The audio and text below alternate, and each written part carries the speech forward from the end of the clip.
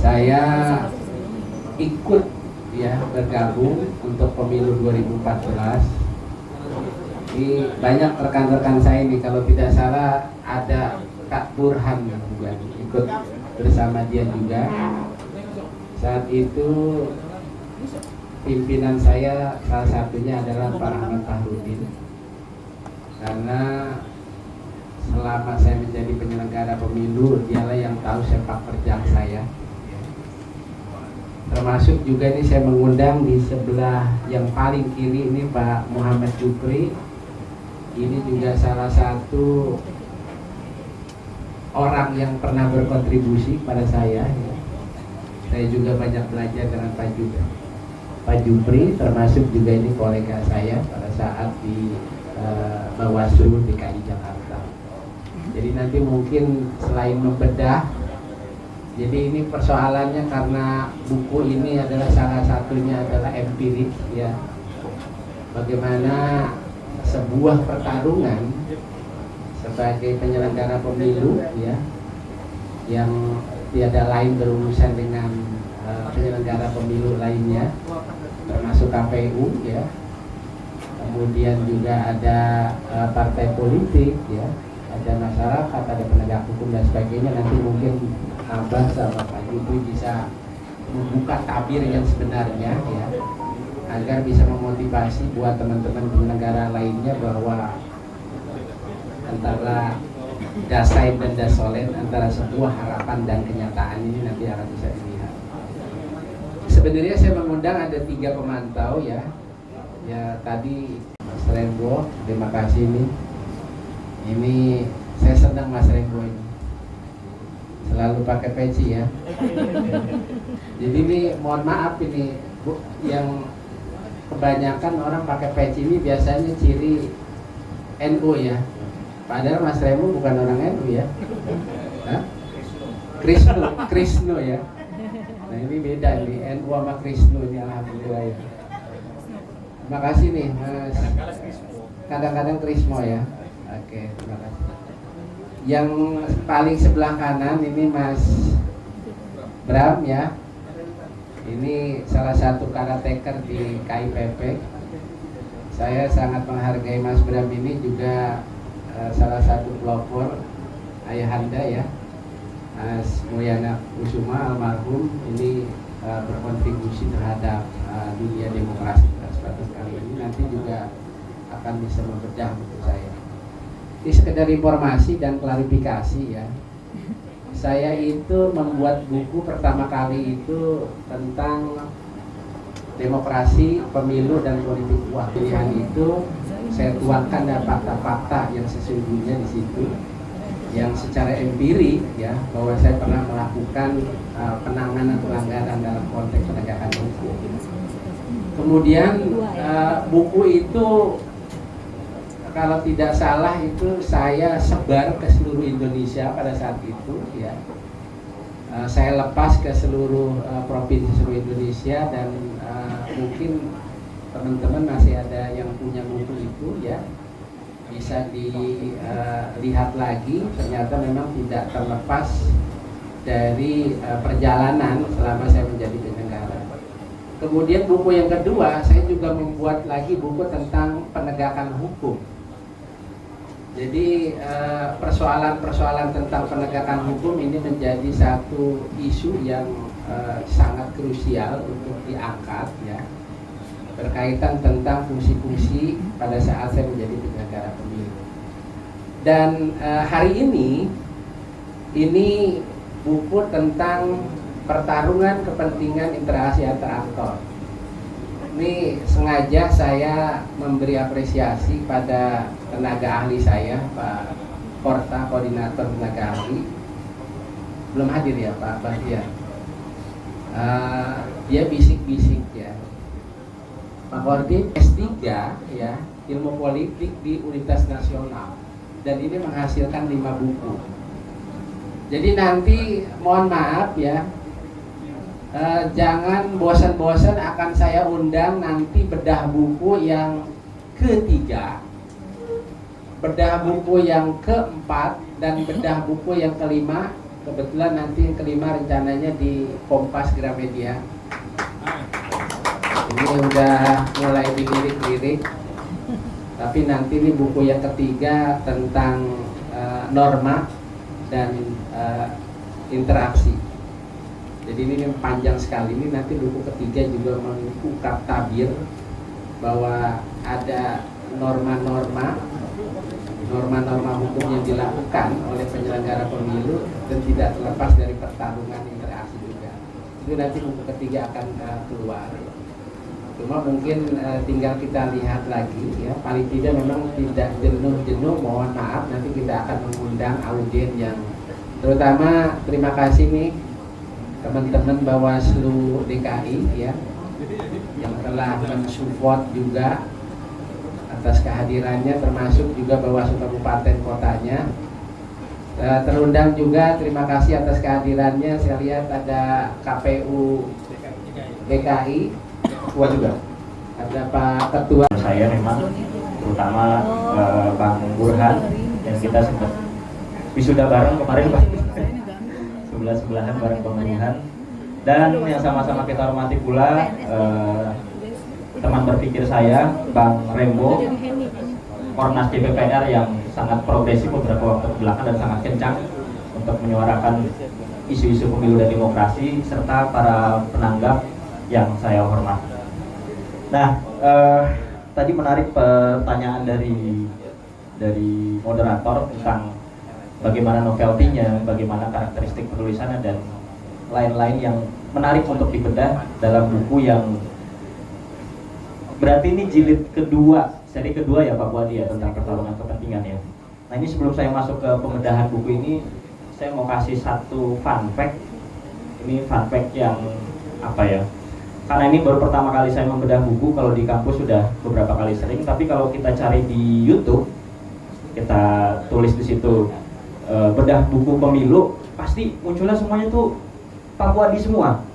Masa? Itu serius, itu coba dicek. Kalau nggak percaya, bedah buku pemilu, nanti itu isinya buku-buku Pak Puadi semua di situ. Berarti yang berani beliau. Makanya sempat saya tonton Pak Puadi beberapa peluncuran buku Bapak, di paling banyak itu pas era Covid ya Pak ya. Berarti era Covid masih bisa untuk mendistribusikan pemikirannya untuk masukan-masukan untuk bagaimana perbaikan untuk pemilu dan demokrasi kita. Nah, salah satu hal yang menarik dari buku ini sebetulnya kita melihat kelanjutan dari apa yang kemarin kita tangkap atau di capture dalam PHPU Pilpres kemarin. Di PHPU Pilpres kemarin kan banyak sekali menyinggung soal interaksi kepentingan, bagaimana pertarungan kepentingan itu sangat masif dan terdokumentasi secara rapih dan terang di PHPU Pilpres kemarin, yang sempat menghebohkan. Pertama kalinya dalam PHPU ada dissenting opinion di situ, dan disitulah hal menariknya yang kemudian dilanjutkan oleh buku ini.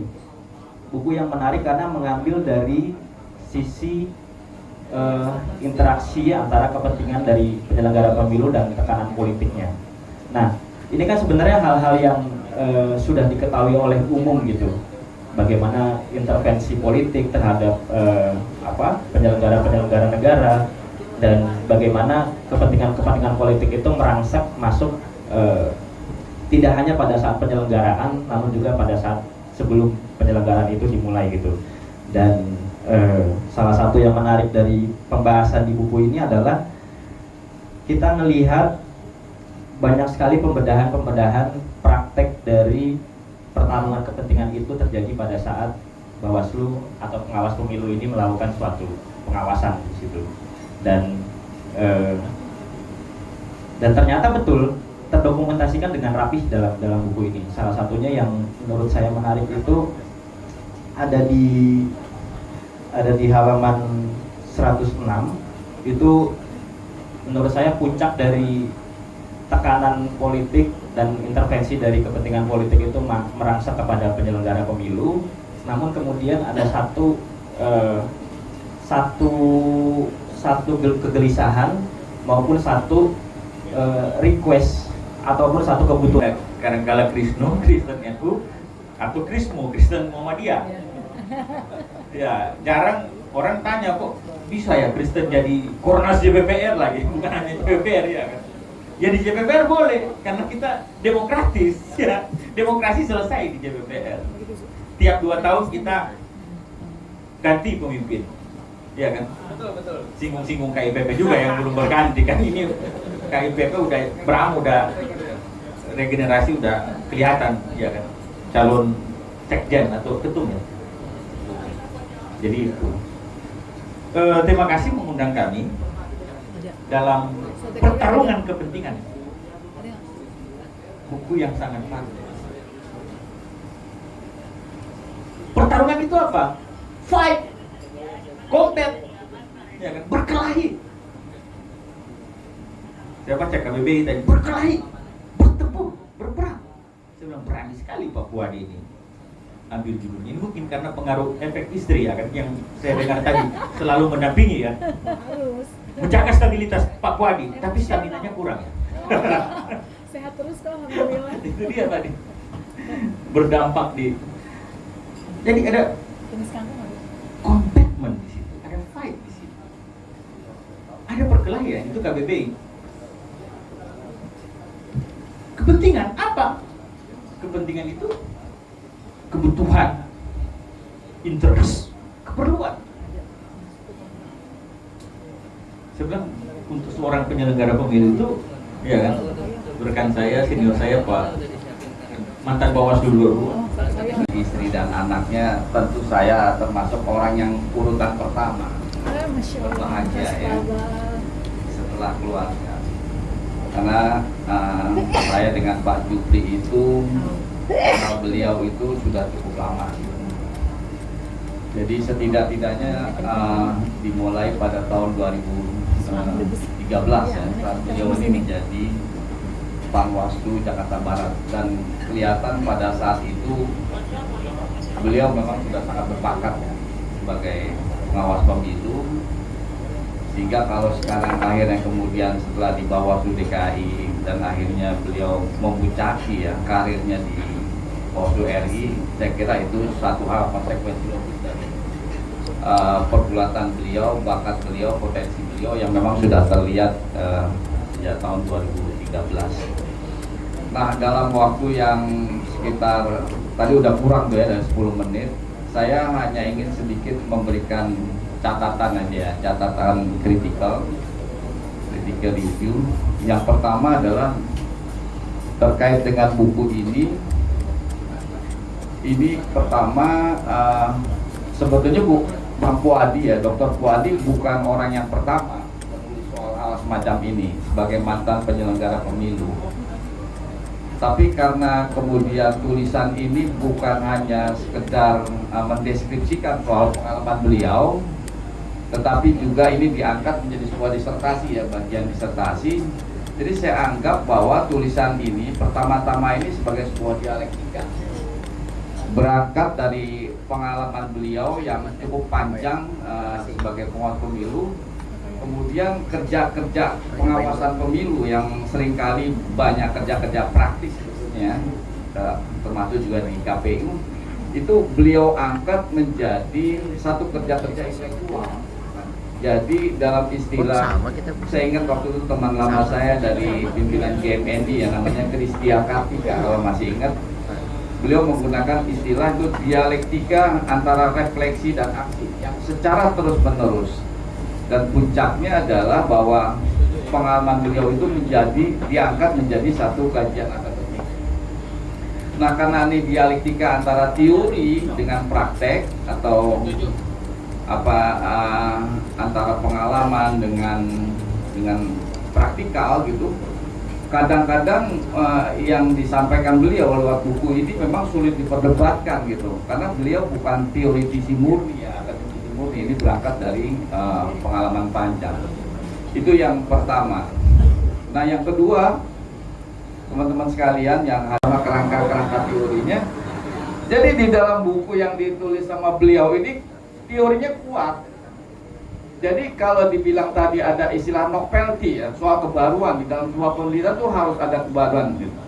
saya kok melihat mengangkat soal teori kepentingan itu di dalam konteks akademik itu sesuatu yang baru. Konteks akademis, saya kajian akademis. Jadi beliau itu mengutip nih, saya catat ya beberapa yang, tapi saya ada catatan kritikal, ada beberapa teori yang menurut saya itu tidak dikutip gitu di dalam buku ini. Misalkan beliau mengutip soal teorinya Rhodes tentang policy network teori, ya Pak ya. Ada teori lagi dari Cabin dengan logic of delegation. Ada lagi teori kelembagaan regulasi ya, regulatory capture theory dari Josh J. Stigler. Nah ini teori-teori ini menurut saya relevan ya ketika membahas soal ini, soal yang pertarungan kepentingan, dan melalui teori itu menurut saya sih pas banget gitu kan. Selain hari ini, waktunya sama Pak Jubli 10 menit, silakan. Terima kasih. 30 lewat 5 nanti habis. Assalamualaikum warahmatullahi wabarakatuh. Selamat sore, salam sejahtera yang saya hormati Bapak Wali serta istri dan anak serta teman-teman sekalian, para narasumber penangkap. Karena waktu singkat, ya saya untung saja di belakang, diberi waktu. Karena buku ini diminta dibedah, baru kemarin saya diberi buku ini. Dan saya berupaya untuk membaca, karena kemarin diminta juga Pak Wali untuk membedah buku yang pertama di Surabaya. Sejak dari pesawat sampai di rumah dibaca, tapi belum habis. Ya, saya minta istri bantu membaca untuk diterangkan, gak sampel juga, gitu ya. Nah inilah kalau sudah ada staff, tinggal yang bantu. Dulu ada Anang, ada Andi Maulana, tolong dibacakan dan dijelaskan. Sekarang nggak ada lagi. Oh begitu ya? Iya, iya. Oke, terima kasih ya. Kalau Bapak perintah masih kita kerjakan, Pak. Ya. Nah, buku ini ya, yang kedua yang saya diminta untuk membedah, dan memang harus kalau mau baca buku ini bagusnya dibaca buku pertama karena berkesinambungan. Karena di buku pertama itu bagaimana dinamika pengawas pemilu antara kepentingan, antara kepentingan kelembagaan. Tapi ini antar aktor. Ya. Pengawas pemilu itu bukan hanya sekedar mengawasi selesai, tapi ada di luar dari itu lebih penting. Ya. Kita sebagai pengawas pemilu mengawasi tahapan setelah itu. Tapi ada hal-hal yang perlu dilakukan selain dari melakukan pengawasan pemilu. Inilah yang ditulis sama Pak Wali. Bukan hanya sekedar mengawasi, tetapi ada hal-hal yang di luar dari itu yang penting kita lakukan, bagaimana untuk melakukan interaksi kepentingan. Ya, saya kasih salah satu kasus contoh